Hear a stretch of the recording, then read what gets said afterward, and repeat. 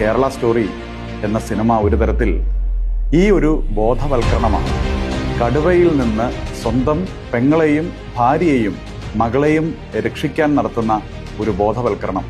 അതുകൊണ്ട് കടുവകൾ നാട്ടിലുണ്ട് എന്ന തിരിച്ചറിവോടുകൂടി ആ ബോധവൽക്കരണത്തിന്റെ ഭാഗമാക്കി തീർന്ന് ആ കേരള സ്റ്റോറിയിൽ പറഞ്ഞു വെക്കുന്ന കാര്യത്തിന്റെ ഗൗരവം കുടുംബാംഗങ്ങളിലേക്ക് എത്തിക്കാൻ, പ്രത്യേകിച്ച് പെൺകുട്ടികളിലേക്ക് എത്തിക്കാൻ നിങ്ങൾക്കെല്ലാവർക്കും കഴിയട്ടെ. സിനിമ പറഞ്ഞു വെക്കുന്ന പ്രധാന ഇതിവൃത്തം ബീഫാണോ അതോ കേരളത്തിലും ഭാരതത്തിലും വിവിധ ഇടങ്ങളിൽ ക്രിസ്ത്യൻ ഹിന്ദു പെൺകുട്ടികൾ നിർബന്ധിത മതപരിവർത്തനത്തിന്, പ്രണയത്തിന്റെ മറവിൽ വിവാഹിതരായി അതിനുശേഷം നിർബന്ധിതമായിട്ട് മതപരിവർത്തനത്തിന് വിധേയരാക്കപ്പെടുന്നുവെന്ന് ഹൈന്ദവ ക്രൈസ്തവ സംഘടനകളും നേതാക്കളും ചൂണ്ടിക്കാണിക്കുന്ന ഒരു വിഷയത്തെ ഒരിക്കൽ കൂടി പൊതുജന സമക്ഷത്തിലേക്ക് എത്തിക്കുകയാണ്.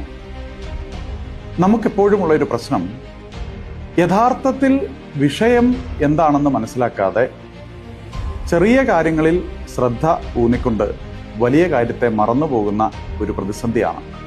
ആ പ്രശ്നം പരിഹരിക്കപ്പെടേണ്ടിയിരിക്കുന്നു.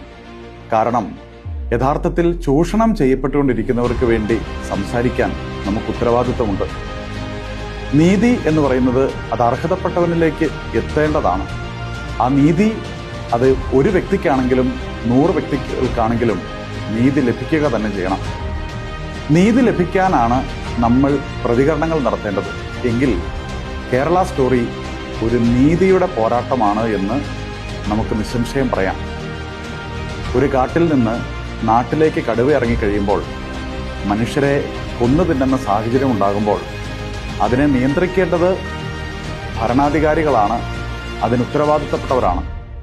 അവർ അത് ചെയ്യാതെ വരുന്ന സാഹചര്യത്തിൽ സ്വന്തം കൂടപ്പിറപ്പിനെയും മക്കളെയും സഹോദരങ്ങളെയും ഒക്കെ സംരക്ഷിക്കാൻ ഏതൊരു വ്യക്തിയും ചെയ്യുന്ന ഒരു കാര്യം, ഇതാ കടുവ ഇറങ്ങിയിരിക്കുന്നു, അതുകൊണ്ട് പുറത്തിറങ്ങുമ്പോൾ നിങ്ങൾ സൂക്ഷിക്കണം, കടുവ പിടിച്ചു കഴിഞ്ഞാൽ ജീവിതവും നഷ്ടപ്പെടാൻ സാധ്യതയുണ്ട് എന്ന് പറഞ്ഞ് അവരെ മനസ്സിലാക്കുകയാണ്. കേരള സ്റ്റോറി എന്ന സിനിമ ഒരു തരത്തിൽ ഈ ഒരു ബോധവൽക്കരണമാണ്. കടുവയിൽ നിന്ന് സ്വന്തം പെങ്ങളെയും ഭാര്യയെയും മകളെയും രക്ഷിക്കാൻ നടത്തുന്ന ഒരു ബോധവൽക്കരണം. അതുകൊണ്ട് കടുവകൾ നാട്ടിലുണ്ട് എന്ന തിരിച്ചറിവോടുകൂടി ആ ബോധവൽക്കരണത്തിന്റെ ഭാഗമാക്കി തീർന്ന് ആ കേരള സ്റ്റോറിയിൽ പറഞ്ഞു വെക്കുന്ന കാര്യത്തിന്റെ ഗൗരവം കുടുംബാംഗങ്ങളിലേക്ക് എത്തിക്കാൻ, പ്രത്യേകിച്ച് പെൺകുട്ടികളിലേക്ക് എത്തിക്കാൻ നിങ്ങൾക്കെല്ലാവർക്കും കഴിയട്ടെ. നന്ദി.